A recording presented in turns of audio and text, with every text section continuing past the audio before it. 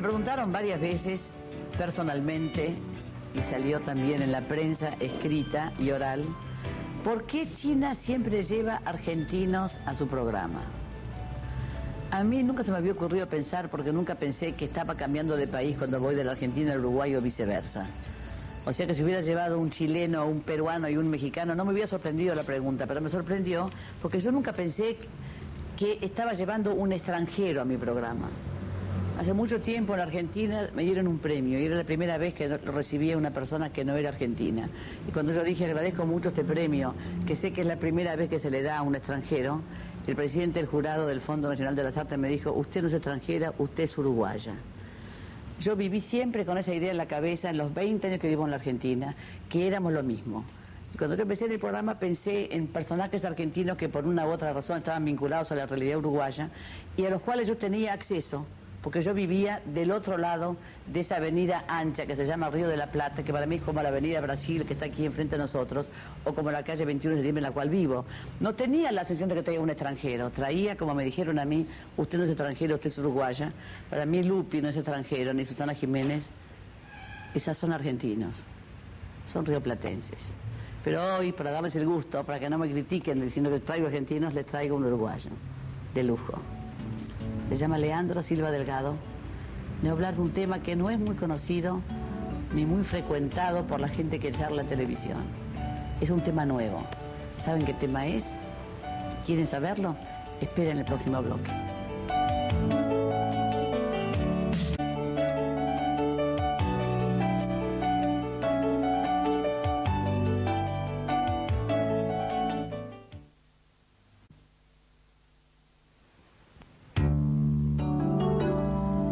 Algún uruguayo se pregunta en este momento, ¿quién será este señor barbudo que acompaña a China hoy? Eso no se lo preguntarían sin lugar a duda ninguno de los cientos de miles de americanos que leyeron el Architectural Digest, una de las revistas más prestigiosas de arquitectura que hay en Estados Unidos y que yo he leído, por cierto, en todos los países del mundo, donde se le dedica a este barbudo que usted no conoce, qué vergüenza, uruguayo, 5 páginas que después veremos. Ni tampoco los cientos de miles de franceses que leyeron El Decoration en Francia o la versión en español de El Decoration, que también le dedica 5 páginas, o ya sin tener que ir tan lejos, los que leyeron hace poco El País, que tiene un enorme artículo que se dice un uruguayo es el creador de grandes jardines en España, Francia y Estados Unidos. Yo sé quién es Silva Delgado no hace tanto tiempo. Hace poco en Madrid estuve en una reunión y hablando de Silva Delgado normalmente alguien me dijo, ¿tú lo conocés personalmente? Y yo dije, sí. Y noté en esa persona que yo estaba nombrándole un personaje, a un personaje que está ahora con nosotros, que nos va a contar por qué es personaje, cómo llegó a serlo y cómo empezó. Este es Leandro Silva Delgado. Tampoco van a asombrarse cuando nos vean los salteños, porque estamos con un gran salteño. Sos un gran salteño, Leandro, ¿no? Hombre, soy un salteño. Sos un fervoroso salteño. El otro día anunciaste tu viaje a Salto con una sonrisa muy especial. ¿Sos de familia salteña, nacido en Salto? Sí, en Salto, de abuelo, de bisabuelo salteño. Es decir que, sí, viví hasta los 20 años en Salto y he vivido más años en Salto que en Montevideo, en fin. Conozco mejor Salto, Madrid y París que Montevideo, fíjate qué absurdo, ¿no? Leandro Silva Delgado es un paisajista y esta palabra a mí me intriga mucho. ¿Alguien puede tener vocación de paisajista, estudiar para ser paisajista, tener un diploma que dice Leandro Silva Delgado paisajista? ¿Existe esa profesión como tal? De hecho es una profesión que se viene desarrollando a partir del momento relativamente reciente. Te diría que es a partir un poco de la revolución industrial, un poco a partir de la guerra del 14, cuando el mundo empezó a estar sacudido por un crecimiento demográfico, por un paisaje urbano que se trastocaba. Es decir, hasta el fines del siglo XIX todo parecía que iba a seguir siendo siempre bastante normal y bastante igual. Las cosas no cambiaban demasiado. Las ciudades no cambiaban demasiado, las zonas industriales se mantenían apartadas y localizadas en ciertas áreas, Y fue realmente un fenómeno de este siglo en el que todo empezó a salirse un poco de madre y a quedar un poco desorbitado. Entonces vino la respuesta de una profesión que normalmente tiene que fijar principios y metodologías para fijar crecimientos, desarrollos, acentuar zonas verdes, abrirse hacia un lado, abrir perspectivas, crear parques. Porque ¿qué áreas abarca? Por ejemplo, bueno, botánica, por supuesto. Cada vez se complica más. Ecología. Cada vez se complica más, porque antes se trataba de un señor que ponía plantas y casi se acabó y andaba con la regadera. Claro. Y ahora, con todo el tema de la planificación territorial ya a grande escala, la protección de las costas, los derrumbes ecológicos, parece evidente que el mundo del jardín, que había sido un mundo que estaba más o menos limitado a ciertas experiencias casi domésticas y personales, claro. Aún en el caso de Luis XIV, ¿sabes que Luis XIV era muy jardinero? Por ejemplo, era de las pocas actividades que se le conocieron. El rey en sí mismo incluso tiene un librito que es aconsejable leer y que se puede comprar en cualquier librería de París o de Nueva York, que es La forma de visitar Versalles, escrita por Luis XIV. O sea que esos maravillosos parques que uno ve hoy en día estaban regados por el propio rey. No es que estuviera regado por el propio rey. No, se ocupaba él, claro. Se ocupaba y paseaba con Lenotre, el jardinero, por el jardín.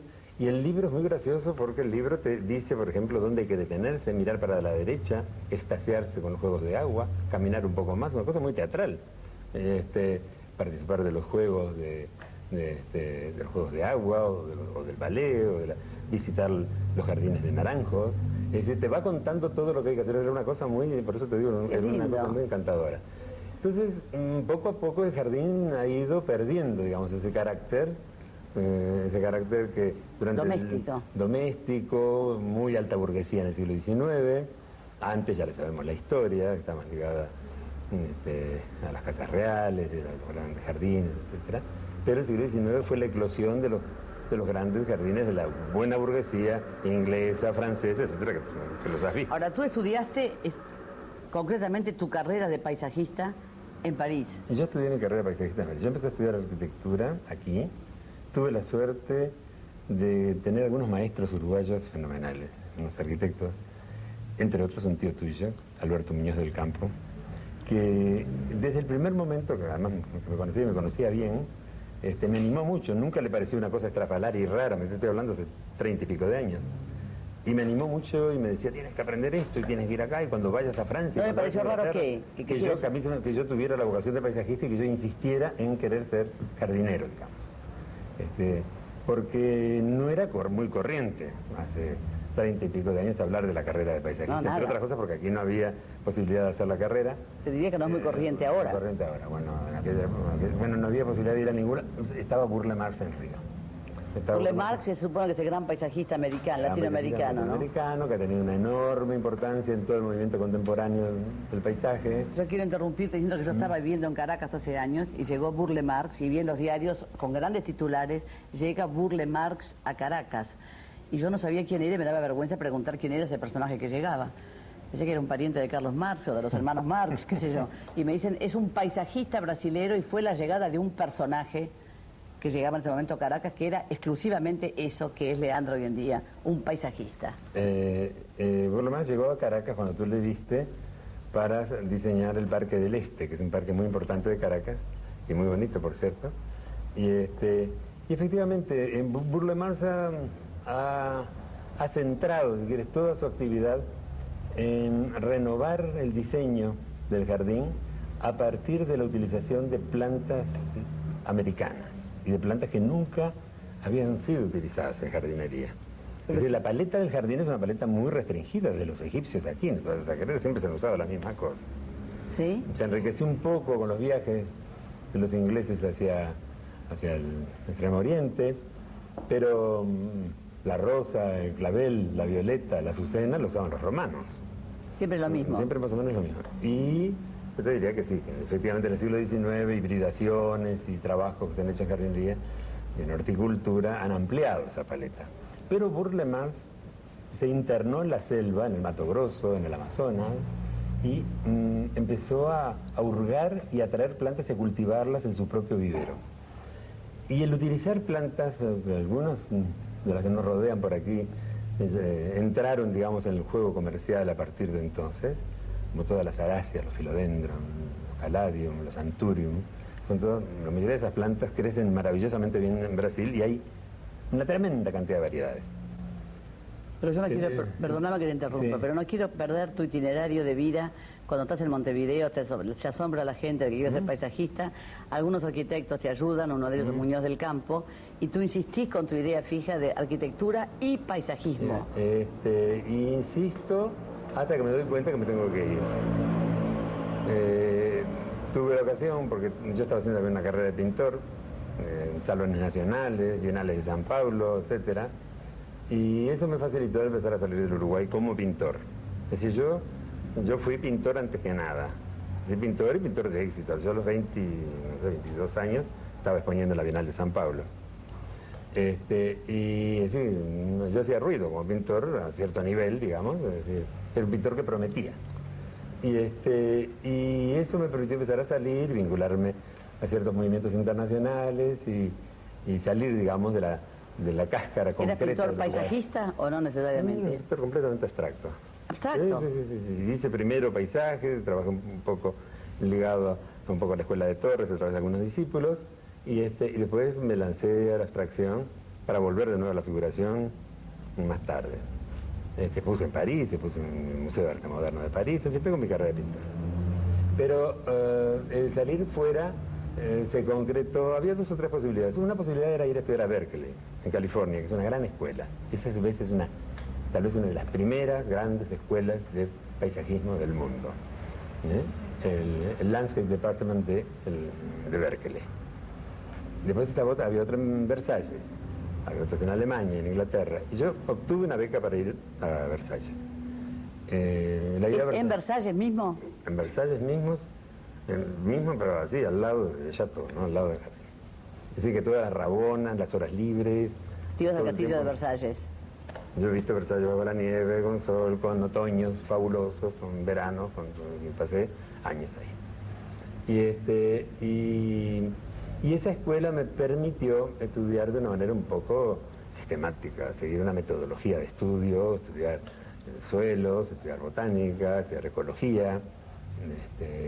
Realmente fue para mí muy, muy interesante estudiar diseño y estudiar historia del jardín. Ahora yo pienso, un pintor paisajista pinta un cuadro, imagina un paisaje, y pone una llanura, y pone cipreses, o pone plantas, y ya está. El paisajista que quiere que eso sea una realidad, tiene que tener un gran enemigo, que puede ser un colaborador, pero pienso que es un enemigo que es el tiempo. Tú tenés que esperar que esos árboles crezcan. ¿Es un amigo, es un aliado el tiempo, o es el obstáculo de un paisajista? Mira, China, el tiempo es el protagonista del jardín. Es el gran protagonista del jardín.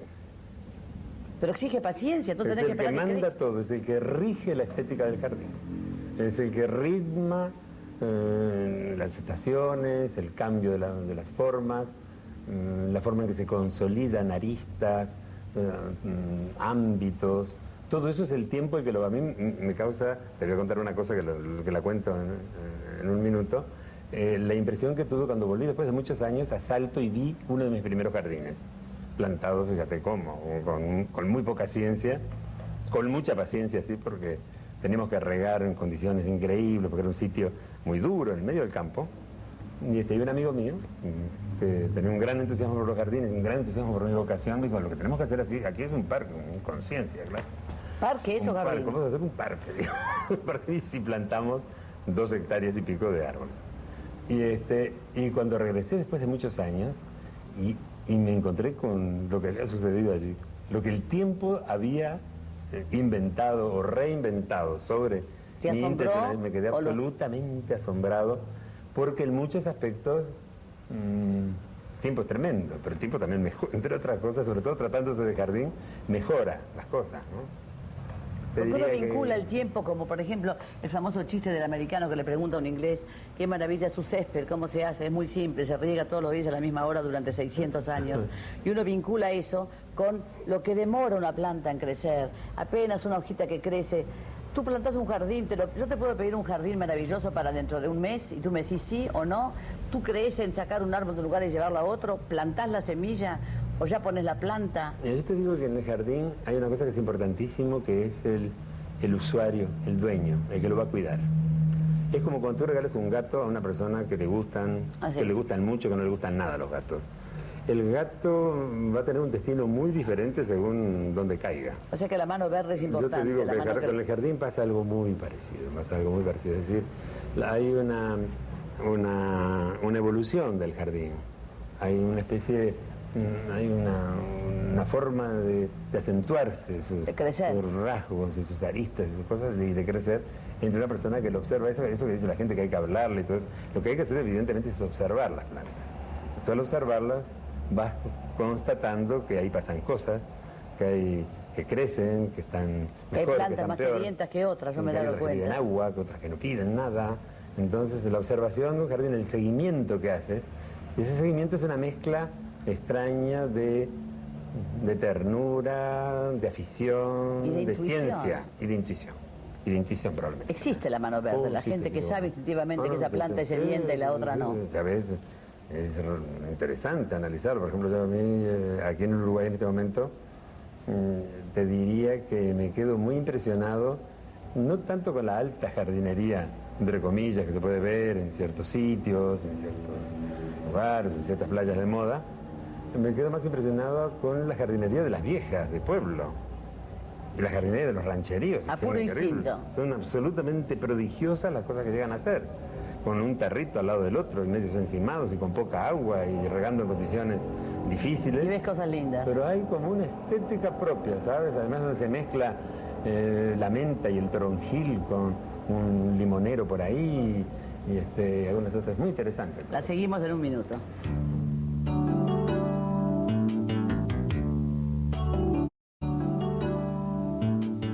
Bueno, ya nos estamos como aquerenciando en esta ciudad jardín, que nos ha abierto la puerta tan generosamente. Tenemos un refresquito porque hace un poco de calor.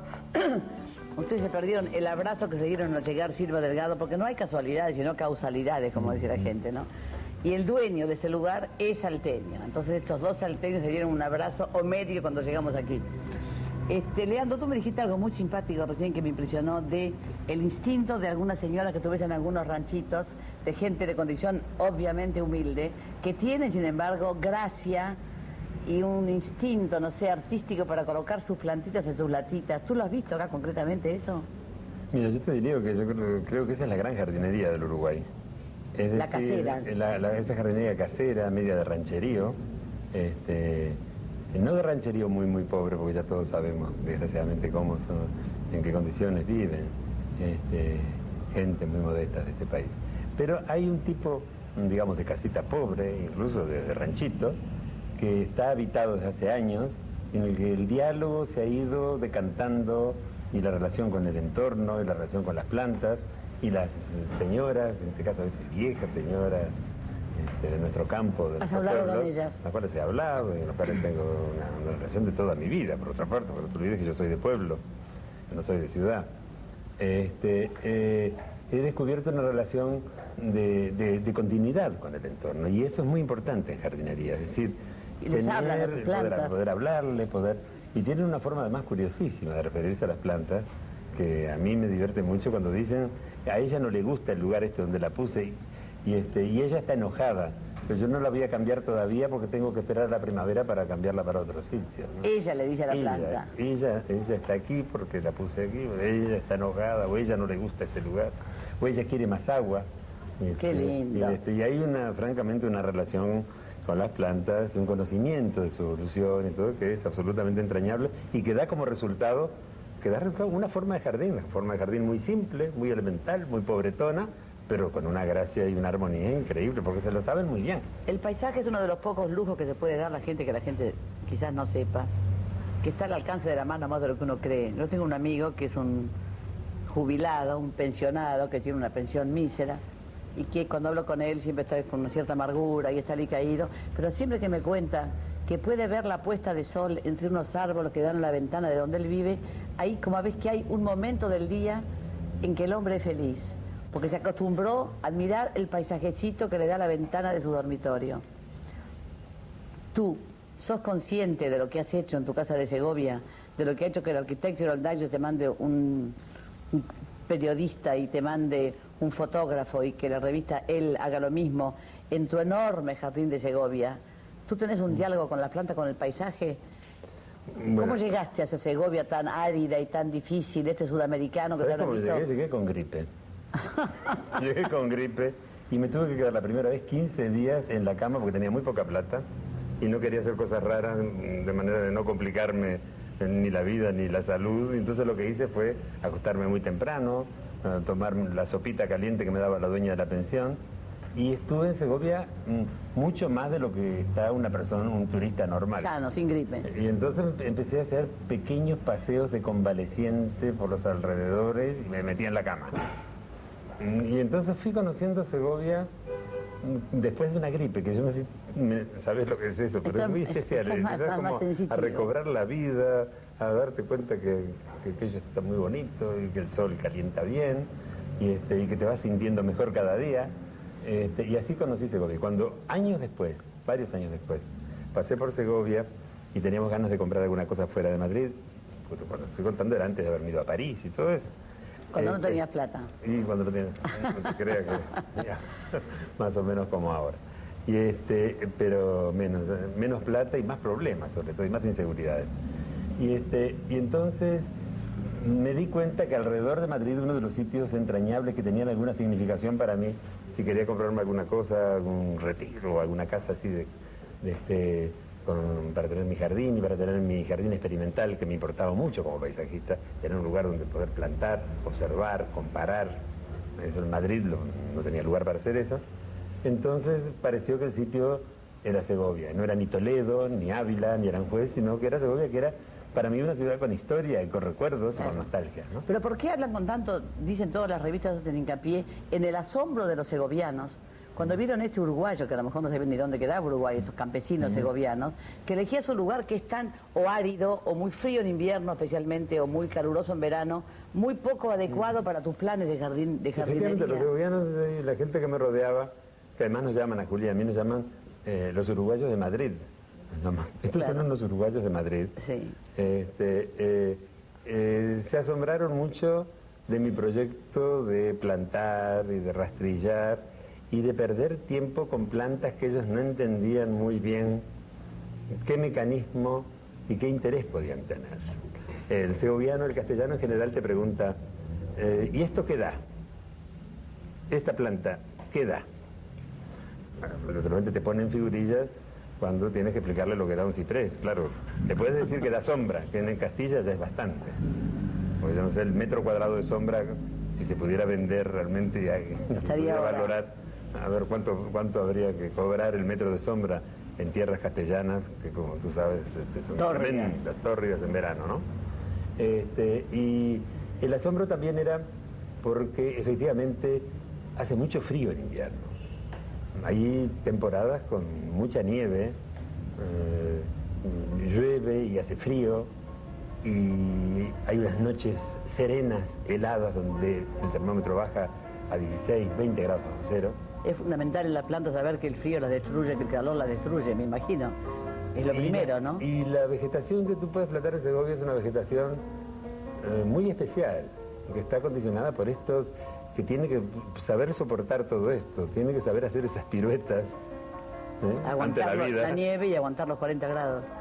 Y te diría que para mí ha sido una experiencia absolutamente extraordinaria, porque he podido ver en qué medida aún en un sitio ingrato, duro, es posible encontrar filones, es decir, donde puedes desarrollar una jardinería con una intencionalidad, con una estética. Por ejemplo, florecen de golpe los árboles frutales, pero que es una sombra, ¿no? Los perales, los ciruelos, se pone todo en flor de una semana para otra. Y las plantas viejas que tú descubriste recorriendo, que comenta la revista, que me impresionó mucho, que buscabas qué podía haber de plantas en esa Segovia, buscando viejos grabados en los museos. Porque no existe un registro de eso. No existe. Y lo que sí existe, sin embargo, además de los viejos grabados y de la pintura, lo que existe, que son muy interesantes, son los viejos conventos y los viejos claustros. Yo encontré un rosal en un monasterio del Cister, en Segovia, un monasterio curiosísimo que ni la Revolución Francesa, ni los cambios políticos ni nada han conseguido trastocar. Y había ahí un rosal que la madre abadesa me dijo, cuando le pregunté de dónde venía ese rosal, y me dice, mire, que sepamos nosotros, estos rosales están en el convento por lo menos desde el siglo XI. Entonces digo, desde el siglo XI. Entonces descubrí que es una rosa centifolia, que es una rosa, esa que además me llevé un esqueje y lo planté en mi jardín y ahora tengo varios, y que es una rosa que probablemente vino con las cruzadas desde Siria. ¿Desde Siria? Es decir, que vino de Medio Oriente con una de las cruzadas y así entró en el mundo cristiano europeo y así se metió en el convento y así está en ese claustro desde el siglo XI. Y así llegó al uruguayo de Madrid, con el cual seguimos charlando en un minuto. Qué maravilla.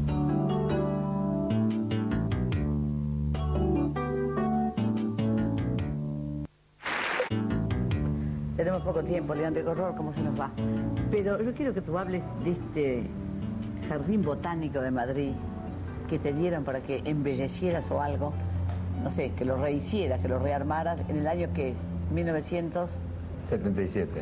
Eso tiene que haber sido en tu carrera un espaldarazo fenomenal, ¿no? Porque es el Real Jardín, se llama Real Jardín Botánico, ¿no? Es el Real Jardín Botánico de Madrid. ¿Y cómo te cayó? ¿Por concurso o directamente? Ese jardín venía con una historia complicadísima, una historia bastante negra, de mala conservación, de destrucción, de dejadez, provocada entre otras cosas porque había un proyecto, un poco en el aire, pero un proyecto que funcionaba, de hacer otro gran jardín botánico muy importante de muchísimas hectáreas fuera del centro de Madrid.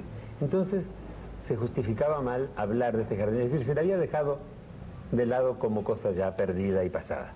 Y en realidad se trataba de un jardín botánico hecho bajo el reinado de Carlos III, un poco con la intencionalidad de exponer todas las plantas del Nuevo Mundo, y fue un jardín que hizo mucho ruido en Europa en un momento de la enciclopedia, de la ilustración y todo aquello, de la influencia francesa de los Borbones en España, y que fue un momento en que España tuvo un lugar científico destacado dentro de la botánica a nivel europeo.